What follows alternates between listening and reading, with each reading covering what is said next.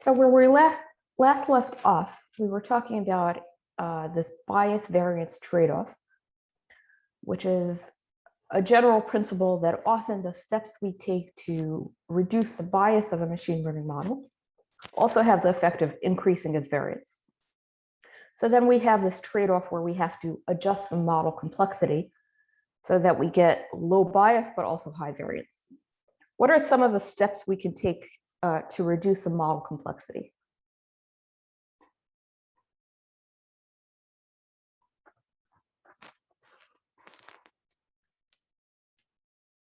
Okay, so one way is to reduce the number of parameters. How do we reduce the number of parameters?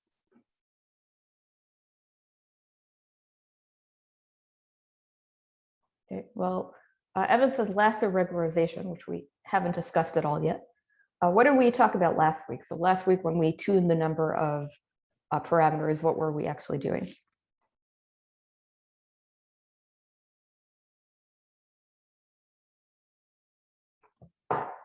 So last week we looked at an example where we might have only a subset of features used in the model, or we might have, let's say, a reduced number of linear basis functions included in the model.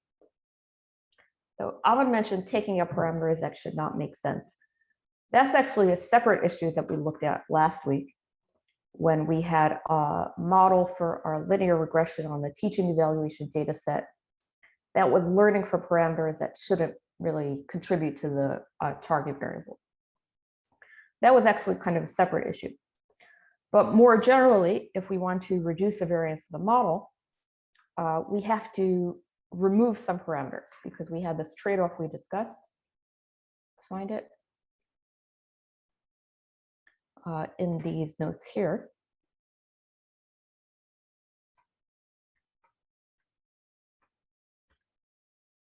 Which says that for this linear model, the variance increases with p. Does anyone see another way to affect variance here? How else can we reduce the variance besides for reducing p?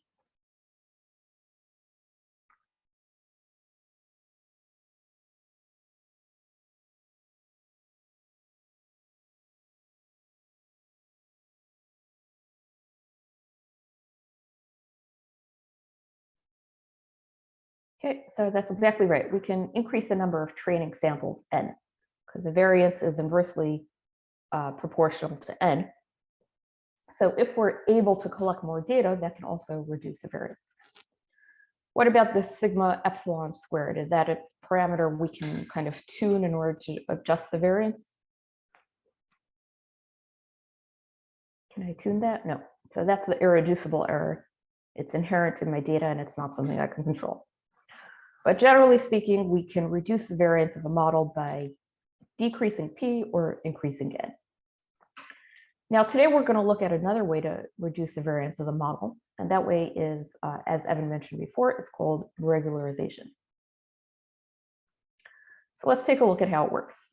So the general idea is we know that if the model complexity is allowed to just grow in model training, then we can get overfitting high variance. Now, one solution is to kind of manually remove complexity from the model. And when I say manually, of course, I still mean with k-fold cross-validation to find the optimal model order. But this is a way of kind of explicitly removing complexity from the model. Regularization is a little bit different. The idea behind regularization is instead of removing parameters completely from the model, we apply something in the loss function to discourage complexity. So in the approach we looked at last week, we kind of have two steps. The first step is train the parameters of the model. And the second step is tune the model complexity.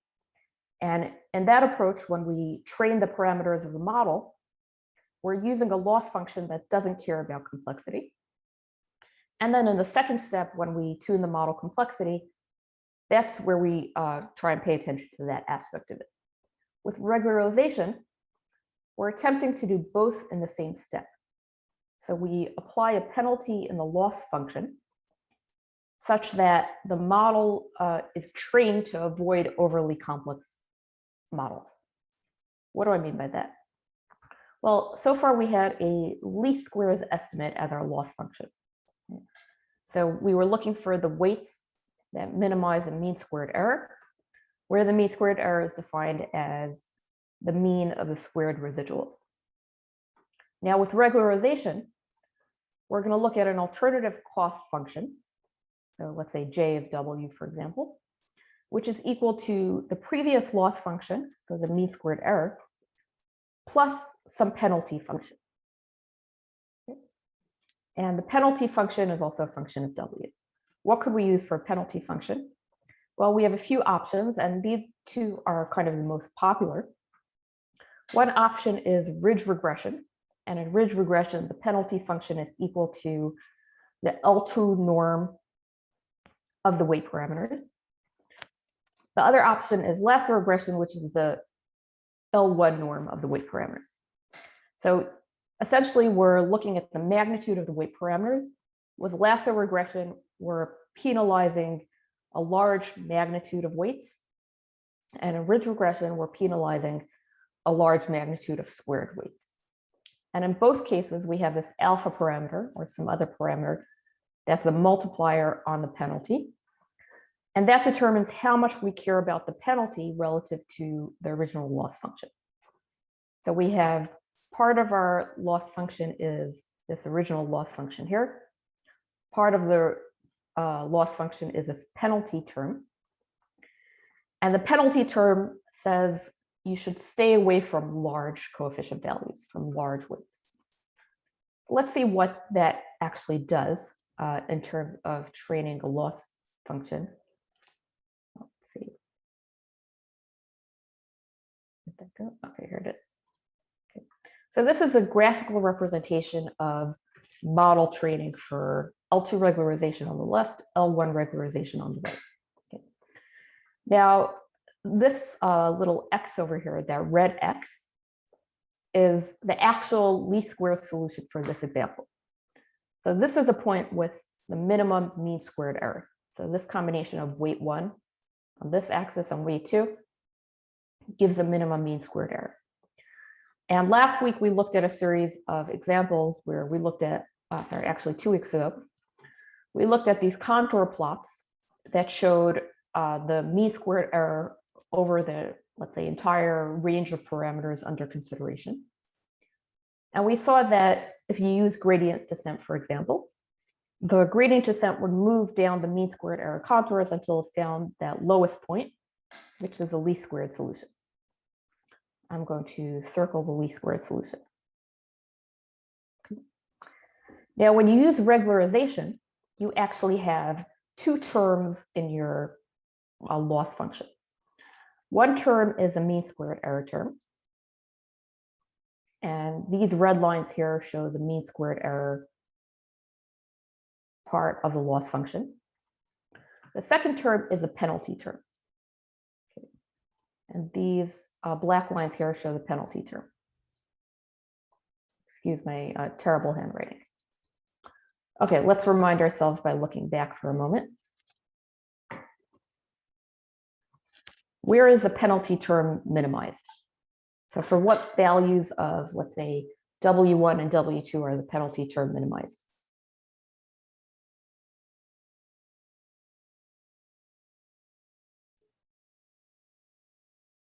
Okay, say I have a model that's y hat equals W1 x1 plus W2 x2. For what values of W is the penalty term smallest?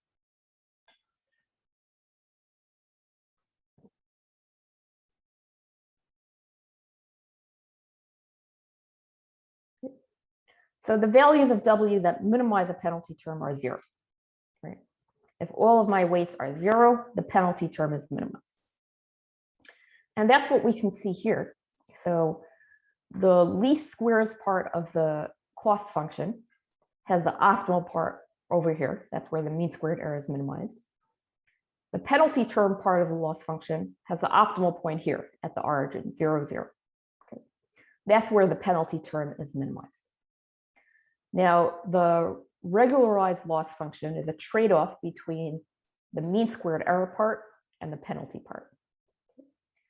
We have this factor alpha that controls how strong the regularization is.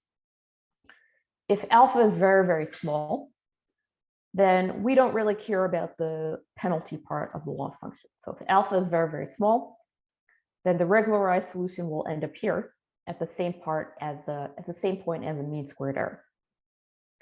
If alpha is very, very large, then we care the most about the penalty part, and then the regularized weights will end up at 0, 0. In between, so if we have a moderate value of alpha, we kind of have this trade-off where as alpha increases, we're pulled away from the least squared estimate towards the optimal, basically towards the origin. So increasing alpha pulls us away from the least squared estimate and towards the origin. So we end up somewhere along the line. Now, the behavior of the L2 regularization and the L1 regularization is a little bit different because of the difference in the contours of those penalty functions. The L2 regularization, the penalty function is a squared value of the weight parameters. So because of that, let's say, square term in there, the contours are circular. And the square term generally favors having small coefficient values, but doesn't necessarily want to turn any one of them individually towards 0. So we see that as we increase alpha, both of the weight coefficients will decrease in magnitude. Okay, so here you can see the optimum was 15 minus 15. And this is 0, this is 0. As we increase alpha, both of the weights start to gradually decrease together. Now, this weight is actually a little less than 15, I believe it's 13. So the larger weight is decreased faster because of that square term. But both terms are eventually pulled towards 0, so they gradually decrease together. With the L1 regularization, because we're looking at the magnitude of the weights and not the squared magnitude of the weights, so these contours look a little bit different. Right? So these contours represent, let's say, what is the contribution of the penalty function if the weights are anywhere along these lines. Here we can see that as alpha increases, so the penalty term strength increases. And so in the optimization, we're pulled towards that origin point again, but with one difference. The difference is that the L1 penalty term favors, let's say, making some coefficients 0 first. So the smaller coefficient will first be zeroed out. And then we move towards, let's say, 0 in the second coefficient. So here you have this point where once you get here and the smaller coefficient hits 0, after that you continue along the line with the smaller coefficient being 0. So the L1 regularization and the L2 regularization both penalize the weight of the parameters, but the L1 regularization has the effect of having a, let's say, penalty for a large number of non-zero coefficients. Okay. So it favors making some coefficients 0. The L2 regularization does not make coefficient 0 unless you make the strength of the regularization extremely big. But it favors small coefficient values. So it makes coefficient values smaller, and especially the large one. Now, what's the benefit of doing that? What's the point of, okay, let's start with L1 regularization. What's the point of making some coefficient values smaller?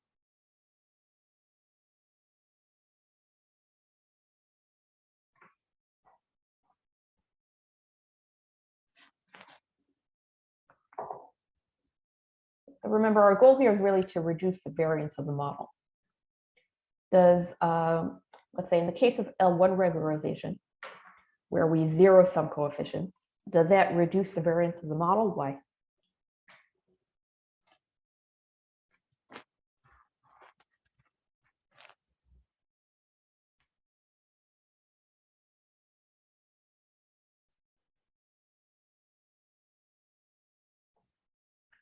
So how does having some zero weights reduce this variance?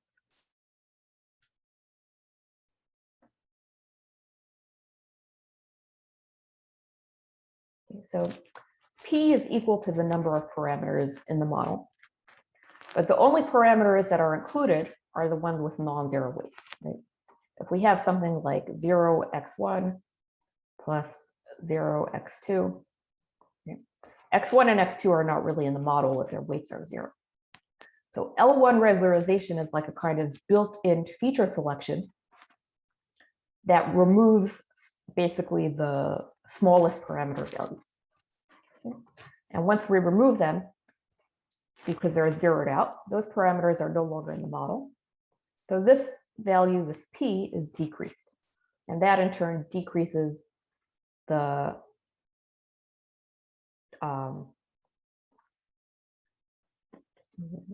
so that in turn will decrease the variance of the model. What about L2 regularization? How does that decrease the variance of the model? Does it decrease P?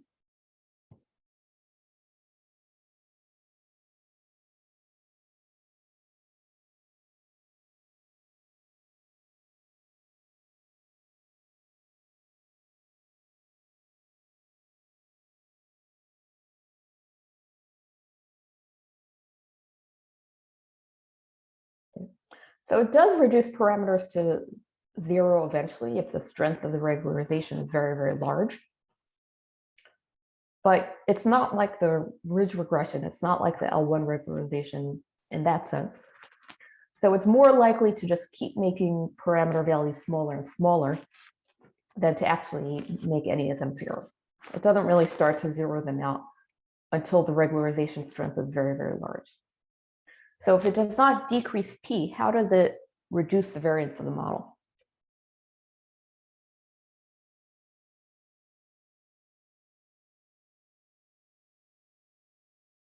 Okay, so reducing variance means it avoids overfitting, but how?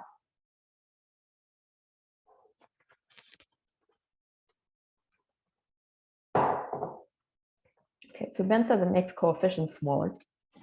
Why do smaller coefficients have less variance?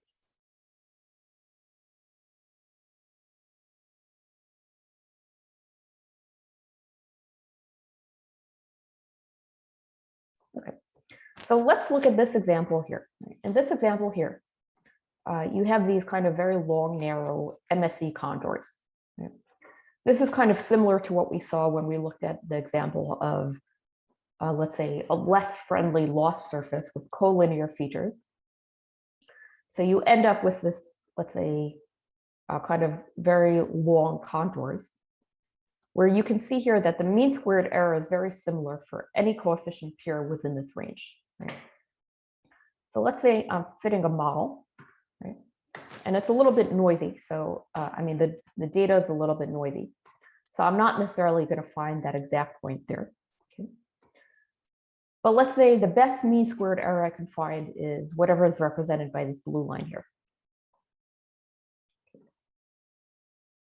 Okay, so you can see this like blue line here, right? Now my my weights can end up anywhere on this blue line that minimizes, because let's say this blue line might be the best mean squared error I can do. So I can end up anywhere in that range. And depending on the noise in the training sample, so I might end up, let's say, with these coefficient values one time I train the model, with these coefficient values another time I train the model, a different time training the model, I might end up with these coefficient values, right? All of those pairs of coefficient values have the same mean squared error. So if I only train the model using mean squared error, then all of these are equally likely. What does it mean if the model parameters depend very much on the particular samples in the training set?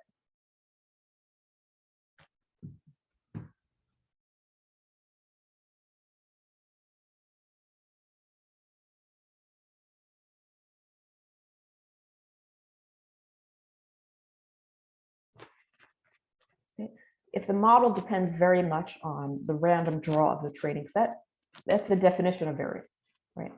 That means when you train the model different times on different randomly drawn training sets, you'll get a very different model every time. So in this example, if you train the model on mean squared error alone,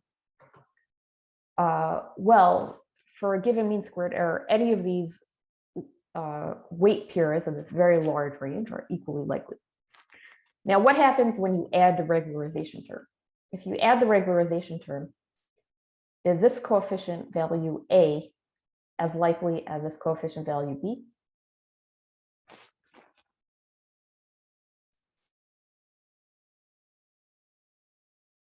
Okay. So no, when you add the regularization term, A and B no longer have the same cost.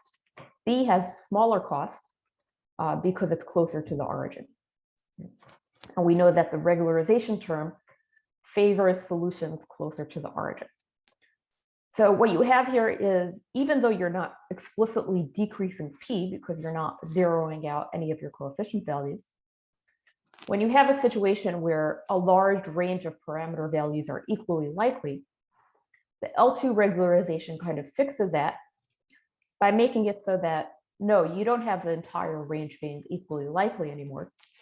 Now, the most likely values you'll find are the ones, let's say, closest to the origin. So this is how L2 regularization decreases variance. If you have a situation where, let's say, the mean squared error solution could be anywhere in a wide range of values, when you add the L2 penalty to that, then you're no longer equally likely to pick any value in that range. Now you're most likely to pick the value in that range that's closest to the origin. So every time you train your model, even though normally you would get a pair of coefficients anywhere in a wide range, when you add the L2 regularization, every time you train the model on a different training set, you'll still pick the pairs that are close to the origin. So in this way, both L1 regularization and L2 regularization will reduce the variance. L1 regularization reduces the variance by decreasing the number of parameters that are actually included in the model. So it's like an implicit feature selection. L2 regularization decreases the variance by making the model parameters less dependent on the particular training set. So it will favor the coefficient values that are closest to the origin for a given mean squared error. Okay, so let's look at what ridge and lasso, so the L1 and L2 regularization have in common. Okay. Both of them penalize large weights. So both of them are likely to reduce weights. Both of them have a parameter that controls the level of regularization. How do you think we'll choose that parameter value alpha?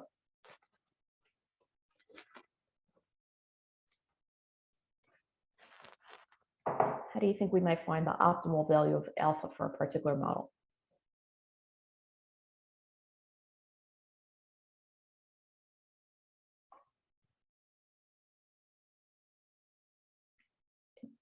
So gradient descent would be used to find the weights. The weights are what's known as the parameters of the model. Alpha is what's known as a hyperparameter. A hyperparameter is something that, let's say, isn't a parameter of the model because it's not used explicitly necessarily in the same way. And it's not really trained the same way either. But a hyperparameter controls the complexity of the model. So hyperparameters are typically tuned using k-fold cross-validation. So the weights can be trained using gradient descent or something similar, or if you have a closed form solution, great. Alpha is a hyperparameter that you would typically set using k-fold cross-validation. Now, also common to both L1 and L2 regularization is that the intercept term, so W0, is not included in the regularization term. Okay. So notice that this sum here starts at W1. That's because the intercept really just depends on the mean of the data. So as you shift the data, let's say if you have data that looks like this. Okay, so if you have data that looks like this relative to data that looks like this, for this data, the intercept term would be larger. So the intercept really just represents a shift. we don't necessarily want to minimize that shift if it's a real shift in the data. So we don't usually include the intercept term in the regularization. So they both have that in common. Okay. Now, what's the difference between them? Well, we said the L2 regularization minimizes the squared weight. It has a very small penalty for small non-zero coefficients. So, a coefficient value of, let's say, 0.5, for example, that coefficient's contribution to the penalty term is only 0.25. It's very small. So once the coefficients start to get very small, their contribution to the penalty gets smaller and smaller and smaller. What does the coefficient value of 0.1 contribute to the penalty? The coefficient value of 0.1 only contributes to a tiny, tiny 0.01 to the overall penalty. So the smaller the coefficient values get, the less they contribute to that penalty term. And so we stop really caring about them. We don't care to reduce them further. On the other hand, if you have a large coefficient term, for example, number 4, that has a very large contribution to the penalty. So a 4 will contribute, let's say, 16 to the penalty because it's squared. So the L2 regularization tends to make many small coefficients because it heavily penalizes large coefficients, but the penalty for small non-zero coefficients is very small. So it does not tend to zero out coefficients, so it doesn't really do feature selection, but it penalizes large coefficients. This is in contrast to the L1 regularization. The L1 regularization minimizes the L1 norm, which is the sum of the absolute values of the weights. And that tends to make the coefficients sparse. So the coefficients will either be 0 or they'll be large. So it doesn't have the same effect of making small non-zero coefficients. With the L1 regularization, if you have, let's say, 2 coefficient values, let's say 0.5 and 5, you get the same benefit from decreasing either of them by 0.1. Right? So if you decrease the 0.5 by 1, its contribution to the penalty term is, if you decrease the 0.5 by 0.1, its contribution to the penalty term is now 0.4. If you decrease the 5 by 0.1, its contribution to the penalty term is 4.9. Either way, the sum is the same. So 0.4 plus 5 is the same as 0.5 plus 4.9. So with the L1 regularization, you don't care which term you penalize. So you kind of penalize all terms equally, which means that the smallest terms are going to be brought towards 0. And then once they go towards 0, they stay at 0. So this does effectively feature selection because setting the weight to 0 is the same as removing the feature from the model. Okay, there's one important part of regularization, which is standardization. We said that, let's say, L2 regularization in particular penalizes very large values the most because the L2 norm has a larger contribution from large values, whereas the L1 regularization sets the smallest coefficients to 0. So in both cases, let's say the outcome depends on the weight of the coefficients. Now let's imagine 2 examples. I'm gonna, let's say, type some text here. Okay, so in one case I have, okay, let's do, so example 1, I have y equals to w1 x1 plus w2 x2. And x1, okay, so let's say I'm predicting the quality of a diamond. Okay. So I'm trying to predict the quality of a diamond on the scale of 0 to 10. Okay. And let's say x1 is the price of a diamond in US dollars, and x2 is size in carats. Okay. So I'll have some weights W1 and W2. Now here's model B. In model B, x1 is the price in hundreds of dollars. In which case do you think the weight W1 will be larger?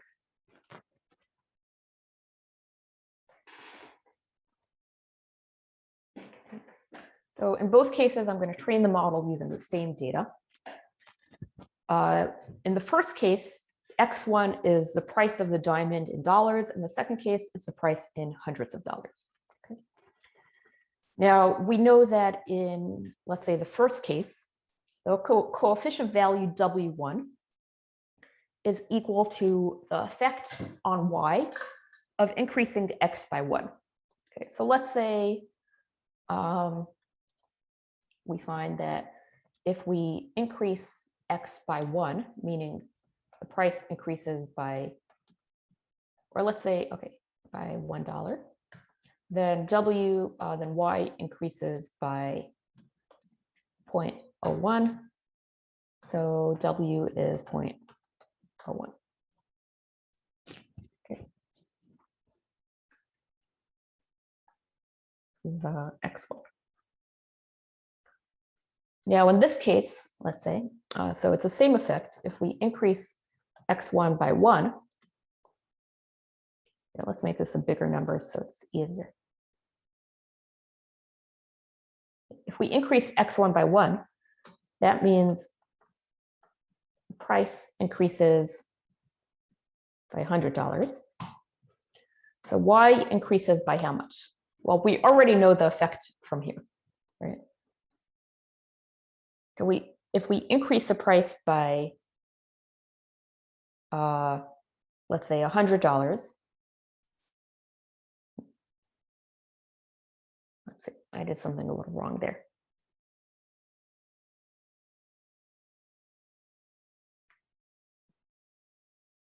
Yeah, I can't have Y increase by 1. Okay, anyways, in the first example, W1 is the increase due to increasing X1 by $1. In the second example, W1 is the increase due to increasing X1 by $100, right? So we can see that the weight coefficient is not going to be the same at all, right? The effect of increasing, let's say, the price of a diamond by $100 is going to be much bigger than the effect of increasing the price by $1. So the weight coefficient is going to be very different, right? What does that mean in terms of regularization? Well, in terms of regularization, in the first case where W1 is large, let's say it might be very large relative to W2. So if you would use L1 regularization, it might zero out W1, and then you would be left with just this part of the model. Whereas in the second case, where W1 is very large, you might zero out W2, so then you would end up with a model that's only based on price. So when the coefficient value is very large, it's less likely to be zeroed out by the L1 regularization. What about the effect of the L2 regularization? The effect of the L2 regularization is the opposite. If the coefficient value is very large, then the L2 regularization is more likely to decrease it aggressively. So we can see that the behavior of the regularization depends very much on the scale of the data. So the value of the weight coefficients depends on the scale of the data, and the outcome of the regularization depends on the magnitude of the weight coefficients. So in order to kind of make this somewhat scale invariant, we'll typically standardize our data before we apply a model with regularization. What does standardizing the data mean? It means that we'll make each feature and the target variable have 0 mean. Okay. So we take each value of the feature and subtract the mean value for that entire feature. So here, for example, from each X1, I would subtract the mean price. And from each X2, I would subtract the mean size in carats. And from Y, I would subtract the mean Y. Then I'm also going to divide them by the standard deviation of the feature. So let's say I took X1, subtracted the mean price, and I'm going to divide it by the standard deviation of the price. Okay. And I'm going to do that for every sample. This has the effect of making every feature and every target have 0 mean and variance 1. And this way, it's less affected by the relative strength in the regularization. The regularization will no longer, let's say, care about the scale of the variables. Now, there's one important point. The important point is that you scale and standardize the data based only on the data in the training set. So this part, removing the mean of, let's say, price, for example, that's considered part of model training. So when you compute the mean to remove, you're going to compute the mean of x1 from the training data only, and you're going to remove that from the training data. And then when you go to test your model, you're still going to remove the mean from the training data. So you can think of it as kind of like a 2-stage machine learning pipeline. Okay. So you have data,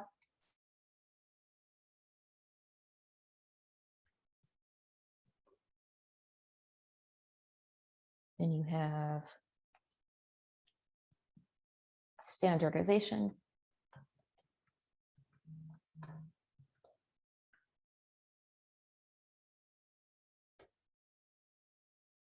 and then you have a regression model.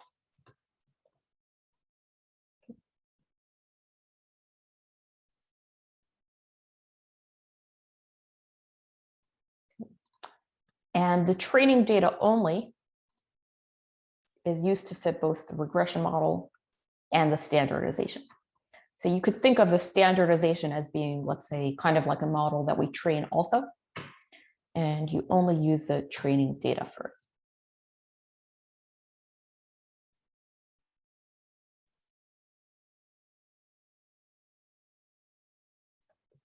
So you could think of it as like, let's say, fitting the standardization, finding the mean and the standard deviation is like a kind of fitting. And you do that only with the training data. Then you train the regression model on the training data. And then any kind of data, whether training data or test data, can be passed through this pipeline to produce an output. Okay. All right. So let's think a little bit about what these cost functions look like and what the optimal values might be. So when we had the least squares regression, we had a closed form expression for the optimal coefficient values. Now we'll see if we can arrive at something similar for the regularized regression. So assuming that data is standardized to 0 mean, we know that if the data is standardized to 0 mean, you no longer need that W0 coefficient. The W0 coefficient becomes 0 if the target variable and all of the features are standardized to 0 mean.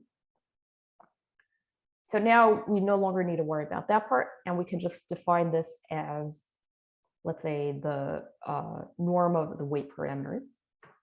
So this is our ridge cost function, the L2 regularization. And this is our lasso cost function, where we have the L1 norm. So in each case, we're taking the mean squared error term and adding alpha times some penalty. Now, we know that in order to find the optimal coefficient values, we would take this loss function, find its derivative, and set it to 0. And then we would solve for W. So that's what we did with the mean squared error loss function. So we know how to find the derivative of the mean squared error loss function. What about the derivative of the L2 penalty? Well, that's very easy. So you can see, looking at, let's say, a plot of the L2 penalty, that it's nice and smooth and it has a very easy derivative. Okay. So we can take the derivative of the ridge term and use it to find a closed form solution. So the derivative of the ridge term, right, just becomes, let's say, 2 times the weights. And if we set all that to 0, we can actually find a closed form solution for the optimal ridge coefficient values.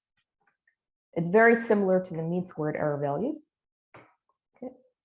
But in the mean squared error loss function, this term did not exist in the optimal coefficient values. With ridge regression, you can see now we have this term where we add, this is an alpha, so that's the strength of the regularization, times this identity matrix. That becomes part of the optimal values. And notice that this is kind of inverted.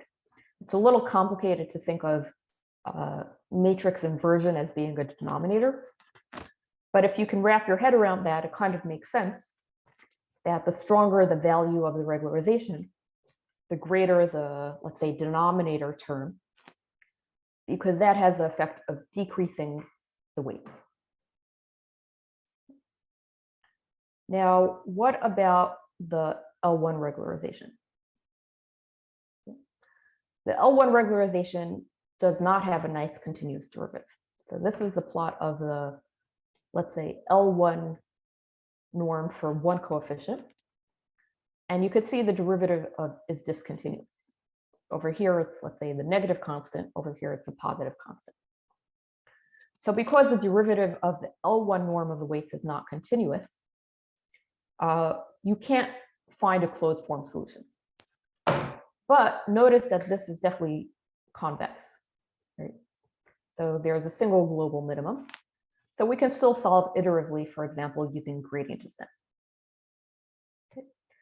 So let's quickly summarize what we found. We found that we can use L1 or L2 regularization to make a model less complex.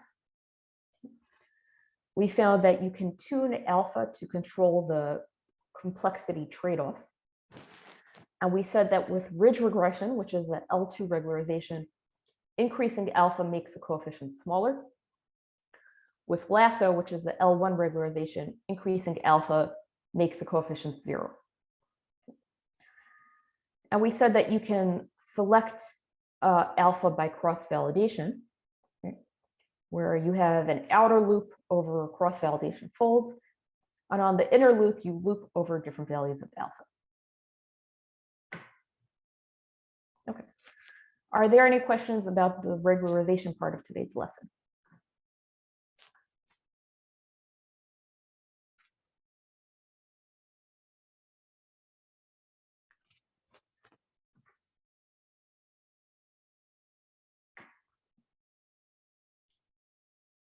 So Ben asked, what is the value of the ridge function at 0 after the derivative?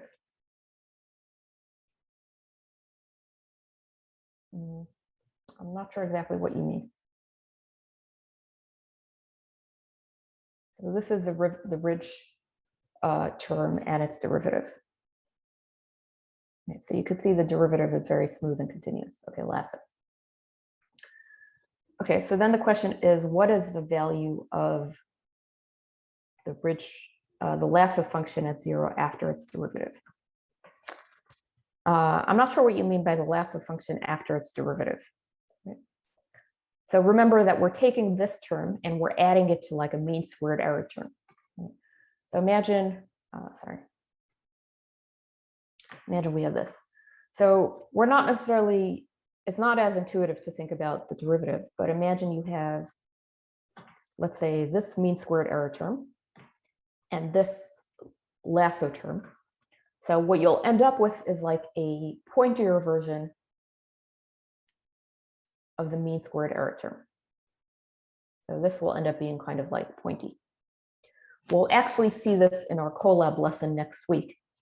So I like to think of it as, okay, so imagine you have like 4 people holding the corners of a blanket. Okay, so the blanket will kind of like sag in the middle. That's what your mean squared error term looks like.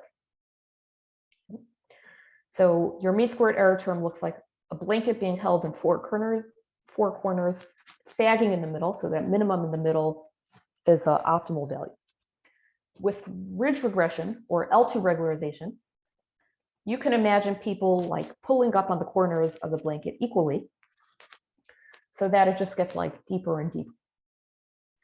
With the L1 regularization, right, imagine that instead of pulling up on the corners of the blanket, I put some kind of stick underneath and I'm pulling up just the corners along the stick. So it kind of gets pointier.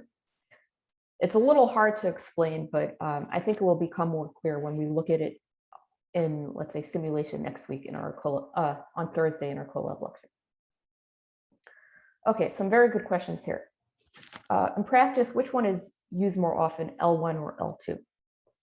So this really depends on your situation. For example, if you have many, many parameters and you expect that some of them are not relevant, then you're more likely to use L1 regularization because you kind of want to zero out some parameters.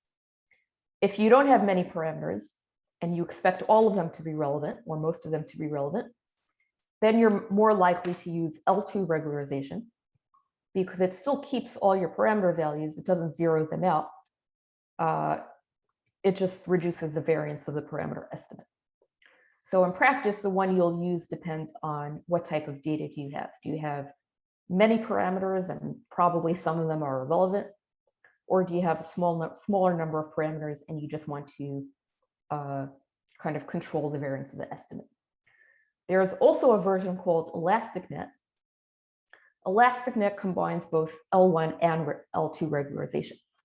So in ElasticNet, you take the mean squared error term of the first term plus the L1 regularization term times one regularization strength plus the L2 regularization term times another regularization strength. So that's another option. You can do regularization with both L1 and L2 penalty, but then you have two parameters, two hyperparameters to tune. You have to tune the regularization strength of each one. Okay. Evan asked, does L2 add bias during training? Yes, it absolutely does. And you can see why if you look here. Okay. So looking at this visualization here, we know that the optimal term is, the optimal parameter estimate is at this little red X here. So an unbiased estimator is one where if you train it many times on many different training data sets, well, you might get a slightly different estimate every time. But on average, your estimates will end up here. So that would be an unbiased estimator. With both L1 and L2 regularization, if you train a model many times with a penalty term, on average, it's not going to end up around here. It's going to end up somewhere like here because it's pulled towards the origin by the penalty term. So the average parameter estimate of your model might end up, let's say, somewhere here. So this definitely adds bias. Both of them will add bias because in both of them, the penalty will pull the average model towards the origin and away from the, let's say, WT. Remember last week we talked about how a model is unbiased if there's some WT such that f of x WT is equal to TX. When you have some regularization penalty term, then your average model estimate is going to be pulled away from WT, which is here. And so it's definitely going to be a biased estimate. And this is part of that bias variance trade-off we discussed. So increasing the regularization penalty decreases the variance, but increases the bias. Sorry, increasing the regularization penalty decreases variance, increases bias. Okay, any other questions?